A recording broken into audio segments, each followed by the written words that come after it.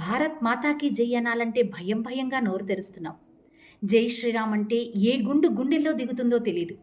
అవును, ఇది పరాయి దేశంలోనో పక్క రాష్ట్రంలోనో కాదు, రేపు మనందరం కూడా ఎదుర్కొంటామేమో.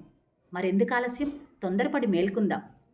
రిఫ్లెక్షన్ యూట్యూబ్ ఛానల్ ద్వారా అనేక కొత్త విషయాల్ని పరిచయం చేస్తూ అనేక కష్ట నష్టాల కూర్చి ప్రతి సంవత్సరం సనాతన కాంక్లేవ్ను ఏర్పాటు చేసినటువంటి శ్రీ అమోఘ్ దేశపతి గారు ఈ సంవత్సరం కూడా 2026 సనాతన కాంక్లేవ్ సనాతన అవార్డ్స్ని ఏర్పాటు చేశారు.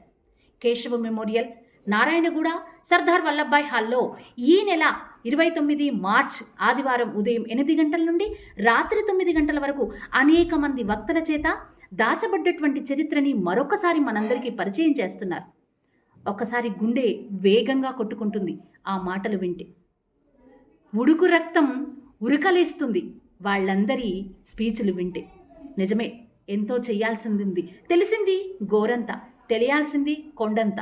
మరి తెలుసుకొని మన సంప్రదాయాన్ని, మన సనాతనాన్ని, మన హైందవాన్ని కాపాడాలంటే ఈ వేదిక చక్కని అవకాశం. చాలా చరిత్ర ఉంది, అదంతా రేపు మీకు కళ్ళకు కట్టినట్టుగా కనబడుతుంది. మరెందుకు ఆలస్యం, వచ్చేయండి.